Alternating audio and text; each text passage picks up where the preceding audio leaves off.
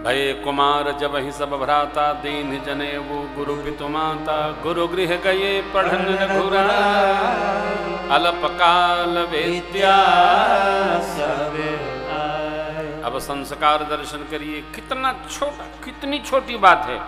प्रातः काल उठ के रघुनाथा, मातो पिता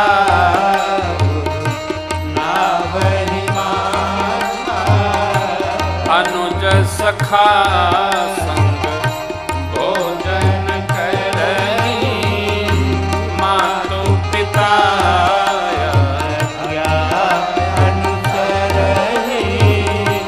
वेद पुराण सुनहि मन लाए, आप पाई जन समुदाय।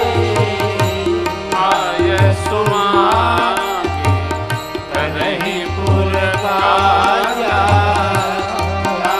चरित हर्षहि मन राया। गुरु गृह गए पढ़न रघुराई, गुरु गृह गए पढ़न रघुराई। अल्पकाल विद्या सब आए, अल्पकाल विद्या सब आए। अल्पकाल विद्या सब आए, अल्पकाल विद्या सब आए। कथा श्रवण करना, कथा में रमण करना,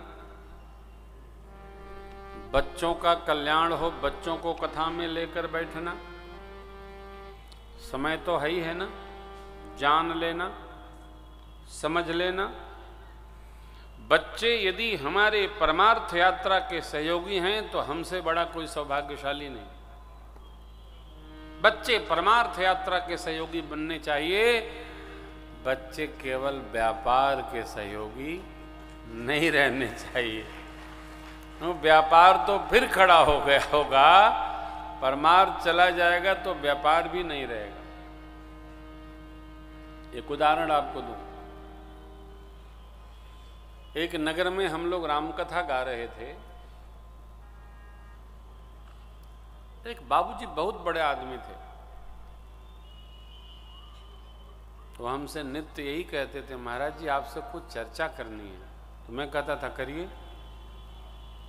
बोले अकेले में करनी है। 3-4 दिन बाद समय मिला तो हमने कहा अकेले में आइए। बैठे तो रोने लगे। अरे हमने कहा क्या ऐसी कौन सी बात है कि आप कहने की जगह आंसू से कह रहे हैं। तो उनकी बात ऐसी अटपटी रही। लाला बोले हमारा बेटा हमारी गद्दी कब्जा कर लिया।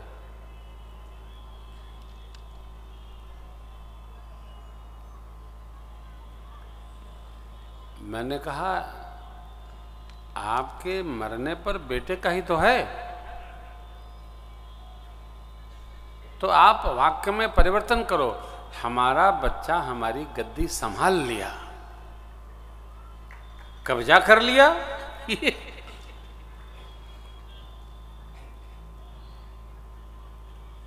चलिए मैं आपको क्या बताऊं। हमने कहा नहीं नहीं अब हम चुप रहेंगे, आप बताते रहिए। जो बताए वो देखो आप, यदि हमने सत्संग भजन परमार्थ में बच्चों को नहीं लगाया तो वैसा ही होगा जैसा उनके साथ हुआ। जब हम परमार्थ यात्रा के पथिक उनको बनाएंगे तभी हमारी सनातन परंपरा का प्रकाश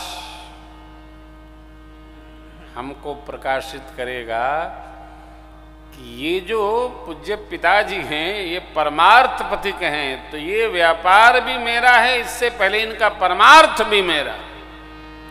अभ्यास रखिए इसका। आपके गांव की घटना है तारकेश्वर बाबू, कितना करोड़, लिमिट नहीं है। कोई परमार्थ यात्री नहीं है। महालक्ष्मी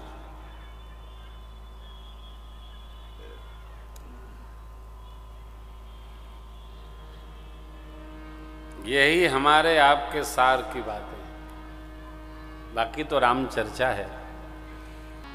व्यापार का उत्तराधिकारी बनाने के साथ साथ हम अपने परमार्थ का भी उत्तराधिकारी बनाते चलें परिवार को। यही हमारा सौभाग्य है, सद्भाग्य है। इसी से हम भी बने रहेंगे और परिवार भी सजा रहेगा। पीढ़ियां भगवत भाव में अवस्थित रहें, अवतरित होती रहें, इसका अभ्यास हो।